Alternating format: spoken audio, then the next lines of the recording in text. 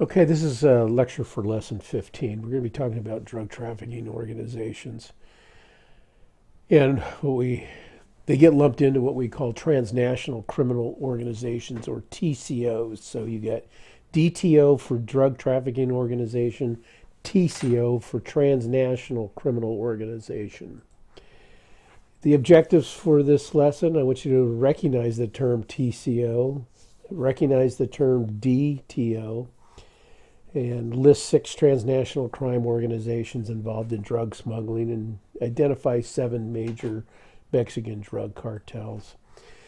If you want a good link, look at the UN report. That's an annual report that comes out, the UN report on transnational organized crime and drug trafficking. That is a link that is pretty good. It comes out, it's part of the UN, and they do a very comprehensive study every year. So it's an annual report. But there's a number of different resources. In our own, we have the National Drug Threat Assessment that comes out yearly, and according to the assessment, and you could read it up here, drug trafficking obviously is a very important issue in our crime fighting and our dealing with our society. It affects all levels of our society, and right now the war on drugs basically is not being very successful. I mean, we've taken off a lot of the leadership for these major drug trafficking organizations, and you usually have somebody that just steps right in and fills that void. So as a country and as a policy and a foreign policy, as a national policy, we need to relook at how we're doing this. We're hamstrung by a bunch of rogue governments that don't want to do anything. So we just can't fight this war by ourselves, and we have to deal with the consumption side here in this country and eliminate the demand for the product. That's going to be our biggest success in dealing with this problem. As far as your drug trafficking organizations, this is an old figure. It's probably up over 200 billion now. I haven't come up with any recent estimates, but you can just see the magnitude of that. 193 billion. That's more. My God, that's more than most countries in their GNP. So the public costs related to trying to fight this is 61.4 billion. Health is 11.4. Loss of productivity, 120 billion. It has a domino and cascading effect on this. Your Mexican-based transnational criminal organizations, or DTOs, also they dominate the supply right now, at least in the United States. The vast majority of the drugs that come up through Mexico, predominantly heroin, methamphetamine, and to a degree marijuana, and of course cocaine. So they are our biggest threat at this point. Now, obviously, there's other DTOs across the world. You've got Russian organized crime that's heavily involved. You've got Southeast Asian organized crime that's heavily involved. They're involved in the heroin trade, methamphetamine production, Japanese organized crime. So drugs have a complete nexus for organized crime to be able to sustain itself. The fact that we have our southwest border and the capacity over in Mexico to produce, transport, and distribute heroin, marijuana, methamphetamine, it's a 6,000 mile border, or about a 6,000 mile border. So it's pretty extensive. We can't patrol this area. I mean, you have these smuggling routes that have been set up for basically hundreds of years. I mean, the Americans set it up in the Revolutionary War times to run guns when they were fighting the Revolutionary War. You saw what happened during Prohibition with the gun, or the rum runners and the traffickers, the prohibitionists, or the organized crime that was running illegal alcohol. I mean, these smuggling routes have been set up for years. So today, with technology, and on top of the fact that the ingenuity that goes into the smuggling of illicit drugs into the country is huge. So it's definitely a problem. So, of the seven main Mexican transnational crime organizations and DTOs that are involved in the illicit drug trade, you've got the Sinaloa cartel, Los Zetas, the Gulf cartel, Juarez cartel, the Beltran Leyva organization, La Familia Michoacana, or Mexicana, the Tijuana cartel. Sinaloa cartels is preeminent. It's major. It's one of the major traffickers now. It's an offshoot of the old Gulf cartel. You also have Los Zetas up here. That this was an organization that was basically set up as a paramilitary organization to fight drug trafficking. And you had the CIA and different facets of the National Security Office from the United States set up this organization in Mexico and supplied them with training and high-powered weaponry in order to combat drugs. Well, the Zetas ended up became corrupt and ended up becoming enforcers for the Sinaloa and Gulf cartel. But they decided to branch off, make money on their own, so now they have become another DTO, if you will, a drug trafficking organization, and they're in constant conflict now and at war with the Sinaloa cartel because they're trying to take over the smuggling routes into Texas across the Laredo border there. So Los Zetas and the Sinaloa cartel are probably the most active. I don't want to say active, that's a bad word, they're all active, but most important and probably most violent. So let's put it that way. We know, as we talked about in our gang lesson, your drug trafficking organizations are widely hooked up with street gangs, at least in the southwest region of the United States. They use the gang members to rely on them to sell the drugs, also store the drugs, distribute, so and even smuggle them. So they're kind of the worker bees now. So the little street guys aren't these little insignificant little gangs anymore. They're definitely hooked up with organized crime, and they're used extensively in the drug trade. Obviously, the violence associated with drug trafficking groups, you've seen it. I don't want to say it's subsided. I mean, you've got 43 students that are missing down in Mexico right now that they believe is drug organization related. It's also definitely transnational organized crime related. But Mexico is nearly a failed state with the drug war and the crisis that has occurred down there. It's very common to see this type of thing where you've got somebody hanging from a bridge over a bad drug deal, possibly as being an informant, ripping off one of the cartels. But along the southwest border, it's a very violent area. Most of the drugs that we talk about that are being dealt, you got marijuana, obviously. Now, the U.S. and Canada, they grow their own. It's kind of taken over production. The cartels have also set up marijuana farms up in our national forests so that it'll help alleviate trying to smuggle bulk drugs over the border. Marijuana is very bulky, it's very smelly. It takes a lot to conceal the odor when you have that much.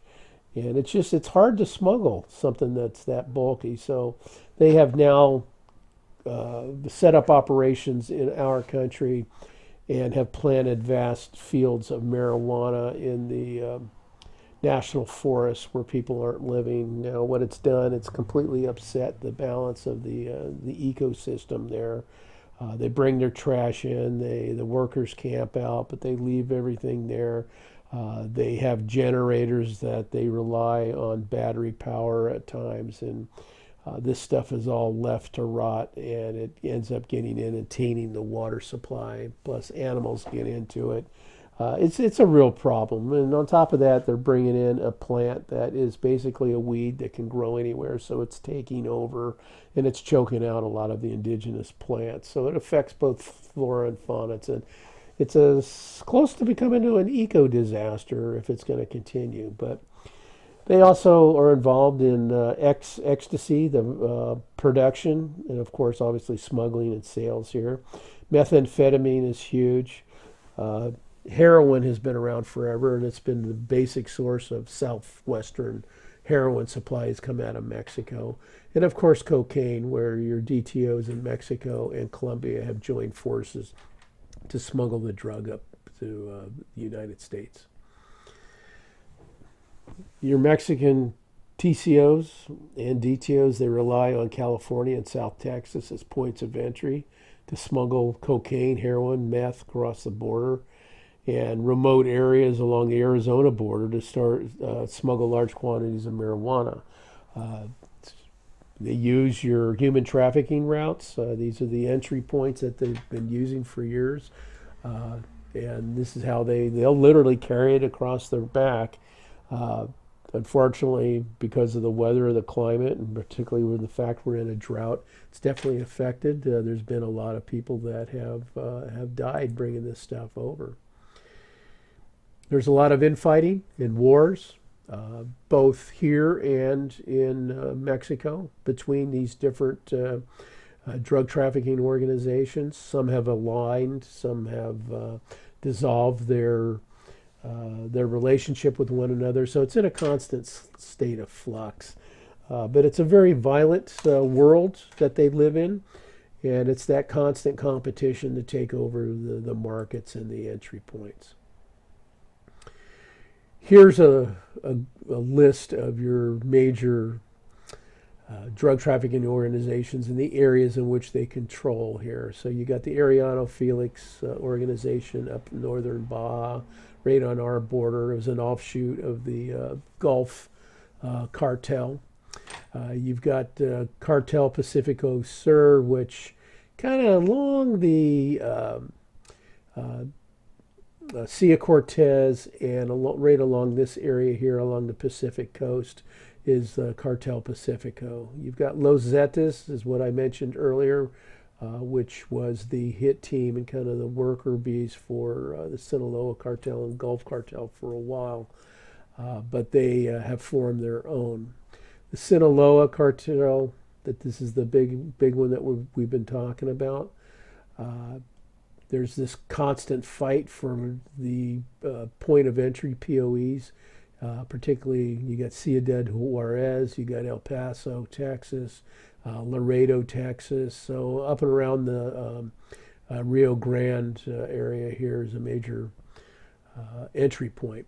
You got the Carrillo Fuentes organization, which controls this entry point. So Sinaloa and this group, I'm not sure if they're allied or if they're at war with each other, but this is good. This is the flashpoint here for the wars between Los Zetas, the Sinaloa cartel, and obviously Ciudad Juarez.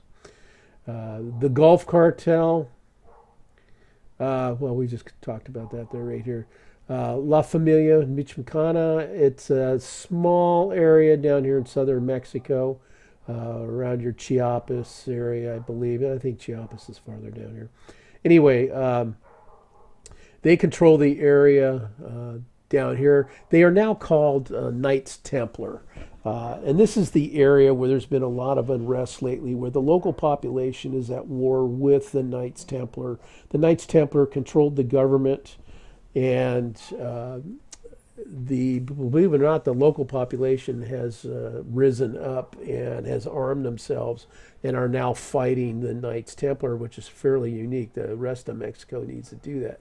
However, Mexico City is against that, obviously with the gun regulations and everything in Mexico.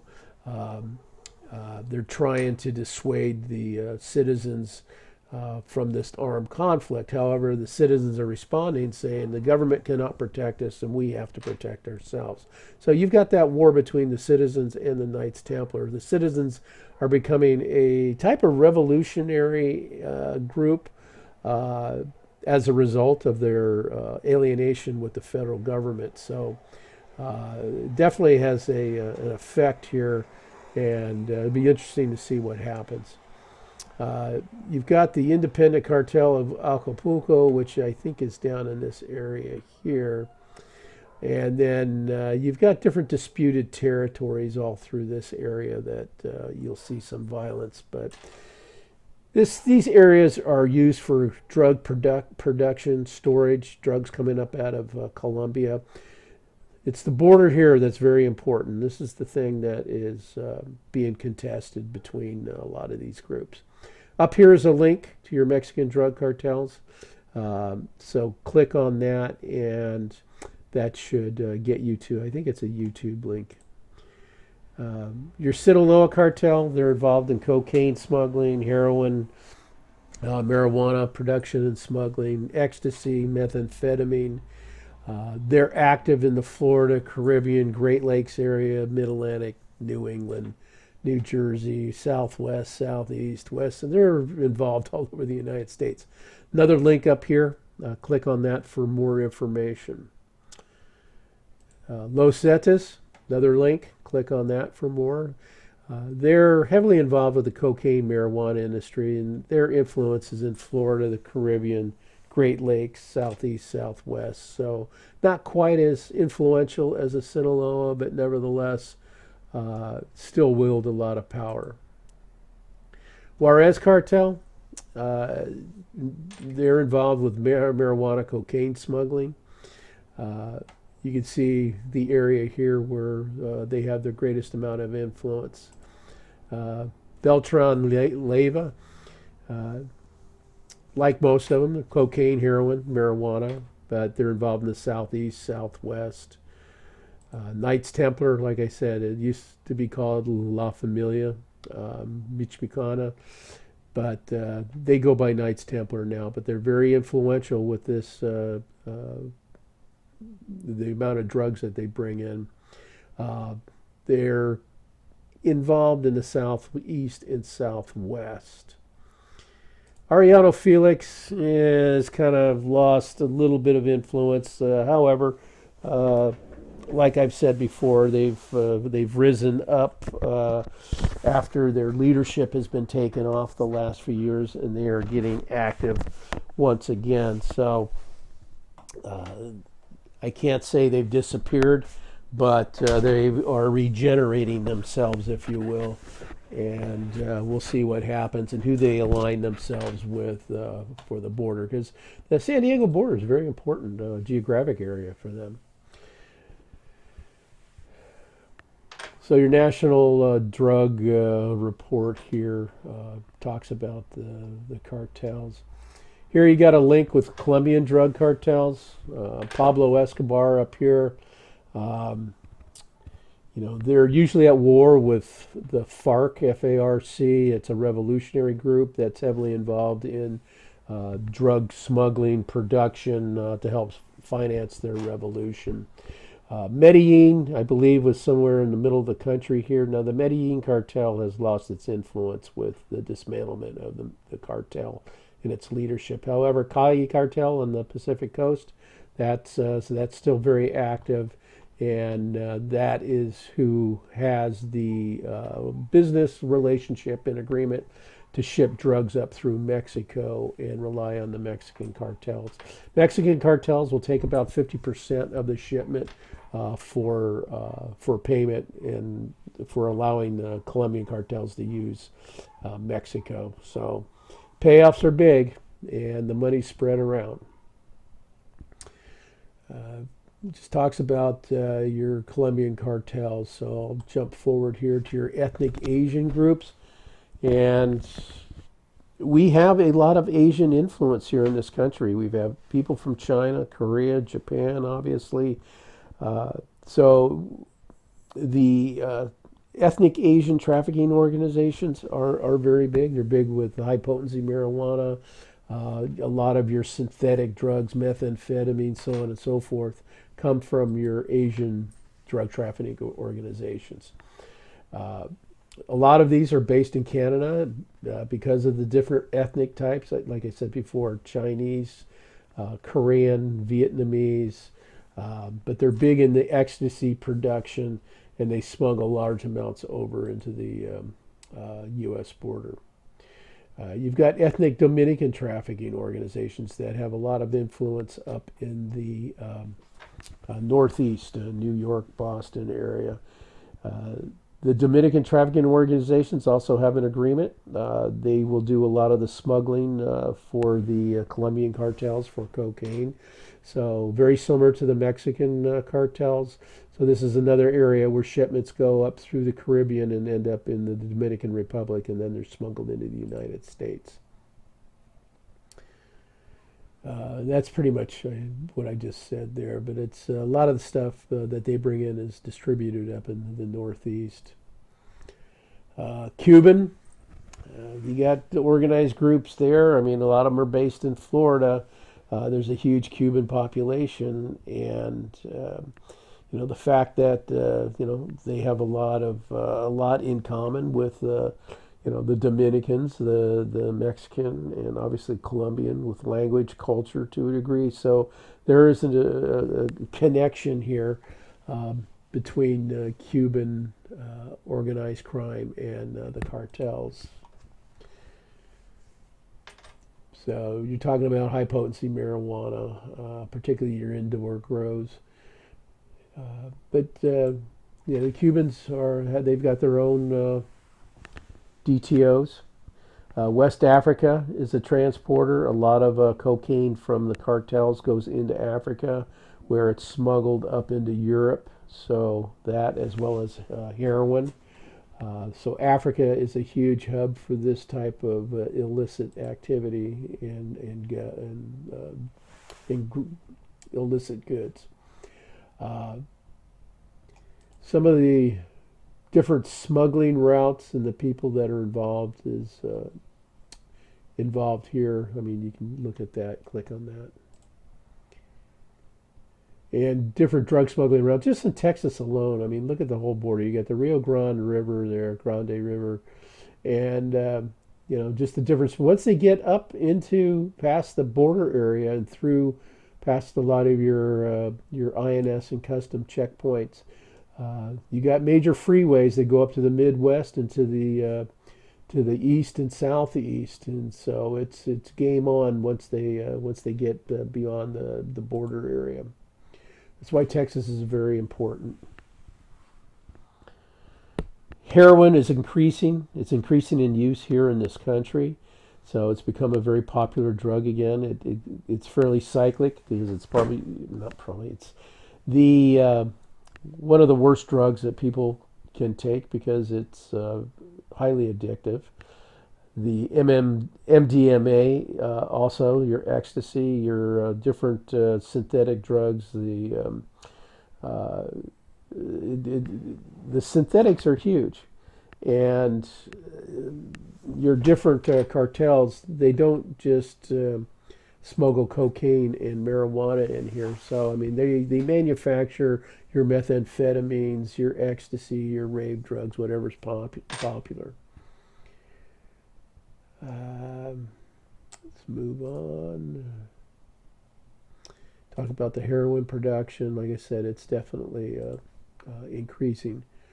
So, same thing. I mean, a lot of this has to do with particularly your urban areas. MDMA, ecstasy, is a very urban type of drug that's used for the nightclub scene to stay up and be able to party and have a good time. So, methamphetamine is still widely used, particularly in the Midwest now. Your drug profits are huge. I mean, it creates tens of billions of dollars. I mean, not only do you have transnational crime organizations involved in drug trafficking, but you get terrorist groups because that's how they make their money to fund uh, their operations. So we're going to be fighting this situation for a long time. Like I say, we need to redefine, or at least I believe we need to redefine our drug policy and how we're fighting this war. We need to attack the demand for it and find out what the appeal is for so many to be taking drugs. I mean, it's a multifaceted problem. I mean, it's social, it's health, it's law enforcement. It involves so much, and with the current state of affairs in the world, we don't have the time, the money to actually devote into this drug thing. So what we do is we attack it. We try to attack it at its source and at the border, and it's costing us a lot of money. And uh, that policy hasn't worked very well. So we know the Mexican TCOs are pretty proficient in their smuggling. They've been doing it for a long time. They're proficient for human smuggling and for drugs. So it makes it a major threat to the United States when you start talking about security and then some terrorist group coming up with, uh, some type of WMD or what have you. So, and back here, okay, you've got a link. So click on that, uh, which is the report, the Transnational Drug Trafficking Organizations. I think it's that report that I had talked about earlier. So that's your quick little summary, lecture-wise, for this. If there's any questions, please get a hold of me, and I'll help try to clear anything up.